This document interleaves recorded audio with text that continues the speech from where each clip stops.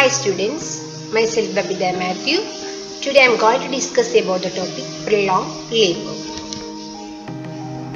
Definition. The labor is said to be prolonged when the combined duration of the first and the second stage is more than the arbitrary time limit of 18 hours. So this is normal. The duration of labor is 18 hours. So when this duration is the combined duration of first and second stage is last more than 18 hours, it is known as prolonged labor for 18 hours. The prolongation may be due to protracted cervical dilatation. Protracted cervical dilatation means slow dilatation with slow descent in the first stage and or inadequate descent of the preceding part due to first or second stage of labor. Then labor is considered prolonged when the cervical dilatation is less than 1 cm per hour and the descent of the preceding part is less than 1 cm per hour for a period of minimum 4 hours observation. That's known as prolonged labor. So the cervical dilatation is less than 1 cm per hour for minimum 4 hours observation. So that's a prolonged labor. You can see the prolonged latent phase. Due to the prolonged labor are according to prolonged latent phase. Latent phase is the preparatory phase of the uterus and the cervix before the actual onset of labor. So the latent phase is from the pain until the 3 cm dilatation. The mean duration of latent phase is about 8 hours in primary and 4 hours in multi. So when the latent phase that exceeds more than 20 hours in primary gravida or 14 hours in multi-pare is abnormal. That is also causes the prolonged latent phase. The causes of prolonged latent phase is unripe cervix properly not effacement, that is a ripening, the unripe cervix, then malposition and malpresentation, cephalopelvic disproportion, premature rupture of membranes. Prolonged latent phase may be worrisome to patients but does not endanger the mother or fetus. So these are the main causes of prolonged latent phase. We can see the management of prolonged latent phase. Expectant management is usually done unless there is any indication for a mother or for the baby or a mother for expediting the delivery. So if there is any complication, another indication, we can do the expectant management. Then management include rest and analgesic are usual because patient may have pain for the prolonged time. Patient may become tired. So that's why we can provide rest and analgesics to be provided. When augmentation is decided, augmentation means we are making the contraction move fast with some methods, that is medical, surgical or something. We already studied about the indication of labor, that is the augmentation. So when the augmentation is decided, medical methods usually used are oxytocin or prostaglandins are preferred. Then we can use the amniotomy. This amniotomy is usually avoided because if we done the amniotomy the labor process lasts for more duration, there is a more chance of fetal distress and infection. And prolonged latent phase is not an indication for the cesarean section delivery. Then you can see what are the causes of prolonged labor. In the first stage and second stage there are the causes. And the first stage, fault in power, fault in passage and fault in passenger. Power means the energy for the mother and the passage means through the cervical vaginal canal.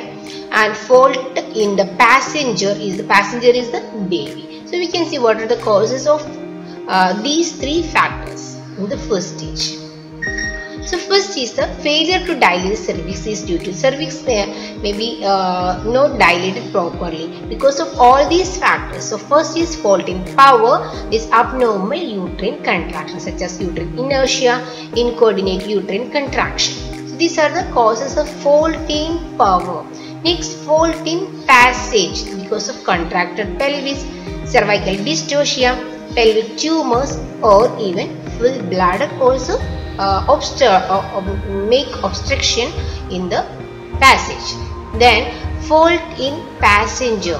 Passenger is the baby. So that is because of malposition and malpresentation, like face, brow, and malposition means occipital posterior position. Okay, then congenital anomalies of the fetus like hydrocephalus. So these all the causes that causes the failure to dilate the cervix. It is a fault in the passenger. And too often deflex head, minor degree of pelvic contraction, and disordered uterine action have got sinister, that is threatening effect in causing non-dilatation of cervix. So these are the failure to dilate the cervix causes. And other causes are injudicious or early administration of sedative and analgesics before the actual labor begins. Usually analgesics are provided and when the actual labor pain, so the severe pain started, when we are usually provided analgesics. So if we provided in early sedatives, then that may furtherly cause for the failure of dilatation of cervix. Next in the second, first stage we already see. So next in the second stage, this is also three causes are fault in the power, passage and the passenger. So sluggish or non-descent of the presenting part in the second stage. Second stage is usually after the full dilatation, what should be happen? The descent of the presenting part, that is from the full dilatation until the delivery of the baby is a second stage. So what are the things may causes the second stage fault in the descent? That is fault in the power, that is uterine inertia, inability to bear down. Patient is not able to bear down properly. They will not push properly. Then epidural analgesia. When the epidural analgesia is given, patient is not feeling pain and they will not push properly. Then constriction, we already studied in the previous class. Next is a fault in the passage. That is cephalopelvic disproportion, android pelvis, contracted pelvis. That are abnormalities in the pelvis. Then undue resistance of the pelvic floor or perineum due to spasm or scarring. Then soft tissue pelvic tumor. These are the fault in the passage in the second stage. Then fault in the passenger, that is malposition, malpresentation, big baby and congenital malformation of the baby. Next, how can we diagnose? That is, diagnosis by prolonged labor is not a diagnosis, but it is manifestation of abnormality, the cause of which should be detected by a thorough abdominal and vaginal examination. So we have to do thorough abdominal and vaginal examination to find out the causes. Then during vaginal examination, if the finger is accommodated in between the cervix and the head during the contraction, that is if we can accommodate a finger in between the cervix and the head during the contraction, then pelvic adequacy can be reasonably established. Then intranatal imaging, that is a radiography, CT, MRI is of help in determining the fetal station and position as well as the pelvic shape and size. So these are the diagnoses for the prolonged labor. Next is the first stage. In the first stage, duration is more than 12 hours. Cervical dilatation rate is less than 1 cm per hour in the primary and less than 1.5 cm per hour in the secondary. The rate of descent of presenting part is less than 1 cm per hour in primary and less than 2 cm in the multi. So this is in the first stage, and we can see the causes for more disorders of active phase. That is because of two reasons. First is protracted or prolongated active phase. Protracted means incoordinated. That is prolongated active phase. It may be due to inadequate uterine contraction, cephalopelvic disproportion, malposition, malpresentation and epidural anesthesia. Second is arrest disorder. Arrest disorder, when no dilatation occurs after 2 hours in active phase of labor, commonly due to inefficient uterine contraction. Inefficient uterine contraction, no descent for a period of more than 1 hour is also called, it is called as arrest of descent. So that is the arrest of descent. So it is not descending properly, and it is commonly due to cephalopelvic disproportion. This is a commonly the arrest disorder, the dilatation not occur in the active phase. It is due to no descent of the period of more than 1 hour. Then secondary arrest is when active stage of labor commences normally but stops or slows significantly for 2 hours or more prior to full dilatation of cervix. Before the full dilatation of cervix, it is arrest for 2 hours without any progress. Then commonly it is happens due to the malposition or cephalopelvic disproportion. Next is the second stage. Just now we seen in the first stage. Next is in the second stage. Mean duration of second stage is 50 minutes for nullipara and 20 minutes for multiparous. So prolonged stage is diagnosed if the duration exceeds 2 hours in nullipara and 1 hour in the multipara. So normal duration is 20 minutes in the multipara and 50 minutes in the nulliparas. So, but if it increases, that is exceeds 2 hours in the nullipara and 1 hour in the multipara with no regional anesthesia use. So that is the second stage we can diagnose. 1 hour or more is usually permitted in both these groups when regional anesthesia is used during the labor. If we are using the regional anesthesia, the duration may be last more in 1 hour or more. So that is no problem. But without any regional anesthesia, if it exceeds, that is the problem in the second stage, prolongation. Next disorders in the of second stage is protraction, descent, and arrest of descent occurs in when descent of presenting part is less than 1 cm per hour in nullipara and less than 2 cm in multipara.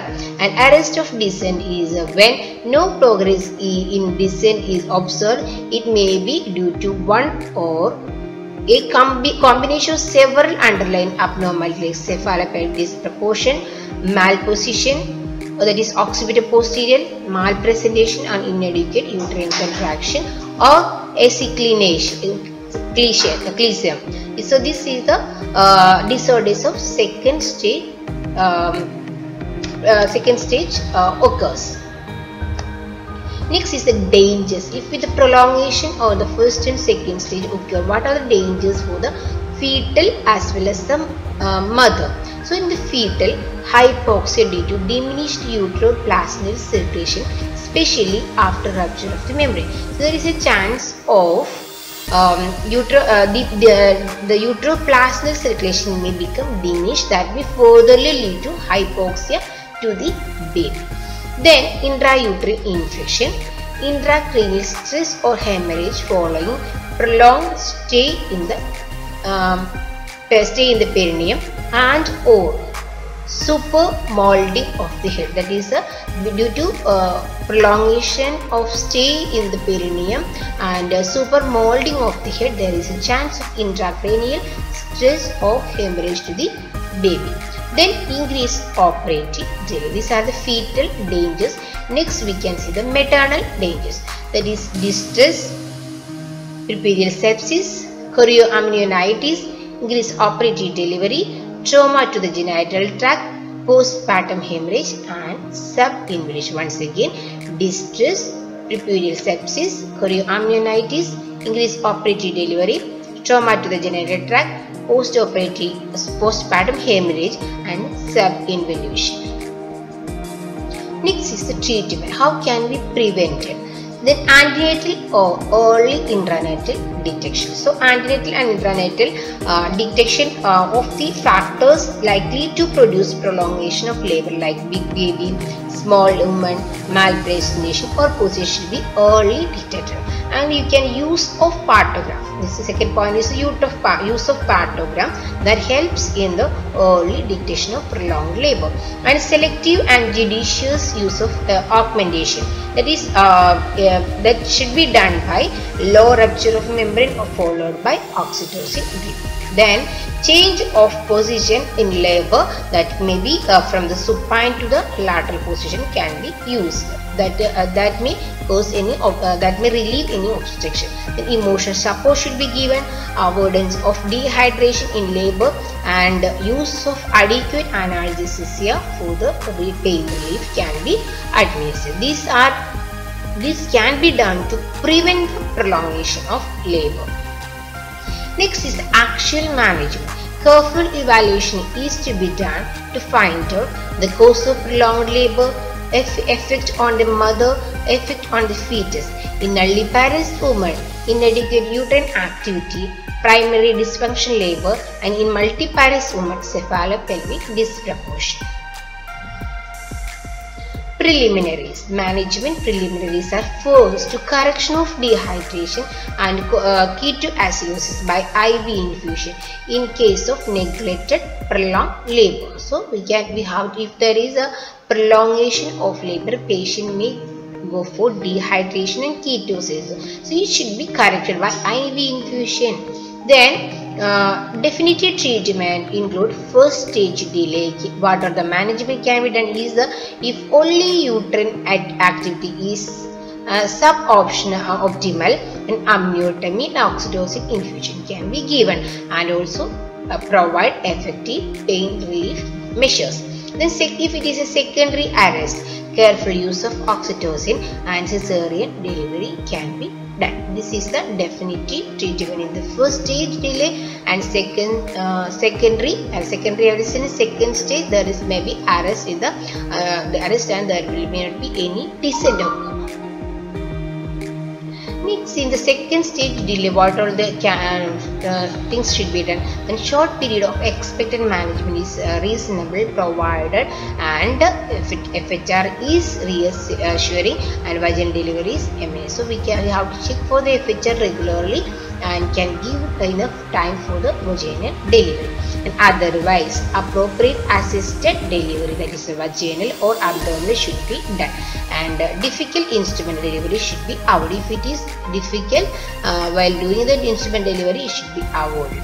If there is any arrest, we can go for the cesarean section. Otherwise, appropriate assisted delivery of vaginal or abdominal should be done. So that's all about the prolonged labor. Till now we discussed about what is the prolonged labor, what are the causes of prolonged labor, and its management, complication, and prevention. Thank you once again.